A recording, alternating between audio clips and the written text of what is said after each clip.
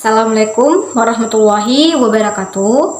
Perkenalkan, nama saya Insiti Nuria. Saya dari kelompok 3. Di sini saya bersama teman-teman saya akan mempresentasikan tentang limit fungsi aljabar. Nah, sebelum kita masuk kepada topik pembahasan yaitu fungsi limit aljabar, di sini saya akan memperkenalkan dulu teman-teman saya yang berkontribusi dalam pembahasan materi berikut. Nah, untuk tidak membuang waktu, mari kita simak. Berikut adalah teman-teman saya. Perkenalkan, saya Yanti. Saya Nur Intan. Saya Fito Azlan. Saya Inri. Baik, tadi adalah video singkat perkenalan dari teman-teman saya. Dalam hal ini, pembahasan yang akan kami bahas itu tadi sudah saya jelaskan dari pertama, yaitu adalah fungsi limit aljabar. Nah, untuk lebih detailnya lagi, mari kita simak video berikut untuk pembahasan tentang fungsi limit aljabar.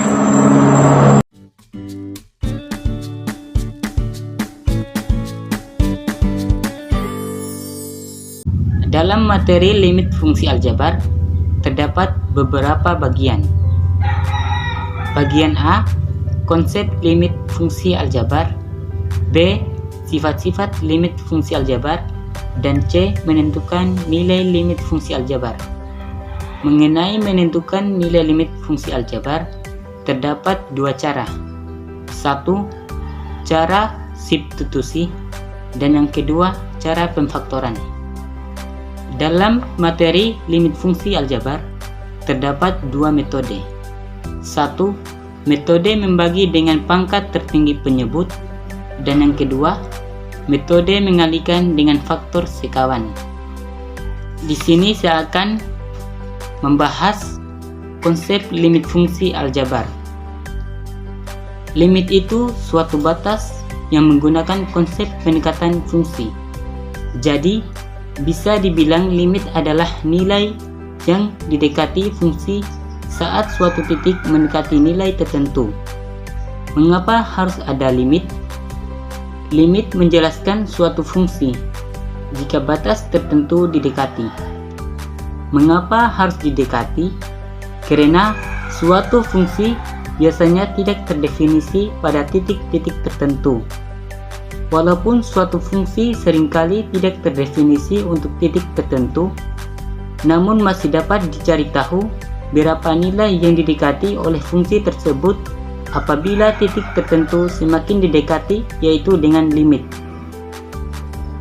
Dalam bahasa matematika, limit ditulis dengan limit f dalam kurung x mendekati a sama dengan L. Maksudnya, apabila x mendekati a dan tidak sama dengan a, maka f dalam kurung x mendekati L. Pendekatan x ke a dapat dilihat dari dua sisi, yaitu sisi kiri dan sisi kanan. Atau dengan kata lain, x dapat mendekati dari arah kiri dan arah kanan sehingga hasilnya limit kiri dan limit kanan. Teorema atau pernyataan. Limit f dalam kurung x mendekati c sama dengan L jika dan hanya jika limit f dalam kurung x mendekati e dari arah kiri sama dengan L dan limit f dalam kurung x mendekati c dari arah kanan sama dengan L. Suatu fungsi dikatakan mempunyai limit apabila antara limit kiri dan limit kanannya mempunyai besaran nilai yang sama. Dan apabila limit kiri dan limit kanan tidak sama, maka nilai limitnya tidak ada. Poin B, sifat-sifat limit fungsi aljabar. Apabila n merupakan bilangan bulat positif, k adalah konstanta, f dan g adalah fungsi yang mempunyai limit di c, maka sifat-sifat di bawah ini berlaku. Yang pertama, limit fungsi k untuk x mendekati c sama dengan k. Yang kedua, limit fungsi x dipangkatkan n untuk setiap x mendekati c sama dengan c dipangkat n. Yang ketiga, limit fungsi k dikali f dalam kurung x untuk x mendekati c sama dengan K dikali limit fungsi f dalam kurung x untuk setiap x mendekati c. Yang keempat, limit fungsi buka kurung f dalam kurung x sama dengan g dalam kurung x balas kurung untuk setiap x mendekati c sama dengan limit fungsi f dalam kurung x untuk setiap x mendekati c sama dengan limit fungsi g dalam kurung x untuk setiap x mendekati c. Yang kelima, limit fungsi f dalam kurung x dikali g dalam kurung x untuk setiap x mendekati c sama dengan limit fungsi f dalam kurung x dikali limit fungsi g dalam kurung x untuk setiap x mendekati c. Yang keenam, limit fungsi f dalam kurung x diper g dalam kurung x untuk setiap x mendekati c sama dengan limit fungsi f dalam kurung x untuk setiap x mendekati c diper limit fungsi g dalam kurung x untuk setiap x mendekati c.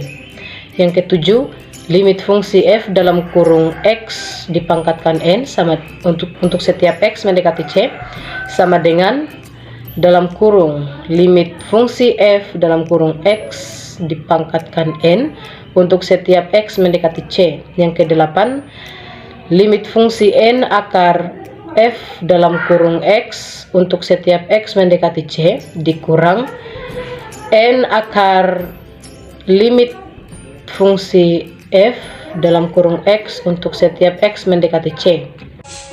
Bagian C menentukan nilai limit fungsi aljabar. Ada dua bentuk dalam menentukan nilai limit fungsi aljabar. Bentuk pertama, lim x mendekati a fx. Bentuk kedua, lim x mendekati ta hingga fx. Dalam hubungannya dengan bentuk limit yang pertama, ada dua metode dalam menentukan nilai limit fungsi aljabar. Yang pertama, dengan cara substitusi. Cara substitusi yaitu mengganti peubah yang mendekati nilai tertentu dengan fungsi aljabarnya. Contoh, tentukan nilai limit fungsi aljabar dari lim x mendekati 1, 3x kurang 1. Hasilnya, jadi variabel x itu diganti menjadi 1. Karena di situ kan x mendekati 1 sama saja dengan x itu hasilnya 1 sama dengan 3 dalam kurung 1 dikurang 1 hasilnya 3 kali 1 kan 3 kurang 1 hasilnya 2. Saya akan menjelaskan poin kedua, cara pemfaktoran. Cara pemfaktoran digunakan apabila cara substitusi menghasilkan nilai limit yang tidak terdefinisikan. Seperti pada contoh berikut, lim x mendekati 2, x pangkat 2 kurang 4 diper x kurang 2 sama dengan dalam kurung 2 pangkat 2 dikurang 4 diper 2 kurang 2 sama dengan 4 kurang 4 diper 2 kurang 2 sama dengan 0/0. Cara pemfaktoran dilakukan dengan langkah menentukan faktor persekutuan antara pembilang dan penyebut. Berikut beberapa contoh untuk dipahami.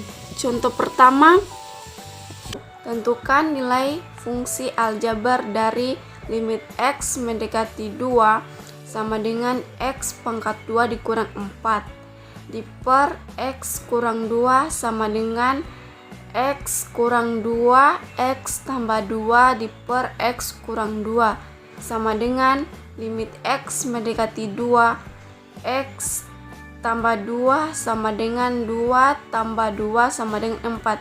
Jadi nilai dari limit fungsi aljabar tersebut limit x mendekati 2 x pangkat 2 dikurang 4 diper x kurang 2 sama dengan 4.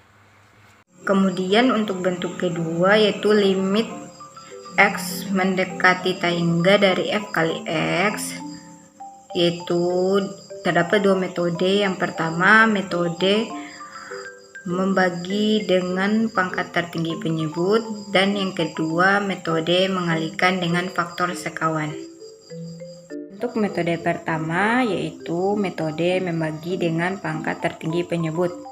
Contohnya limit X mendekati tak hingga dari 4x kuadrat kurang 6x tambah 1 per 2x kuadrat ditambah 7x sama dengan.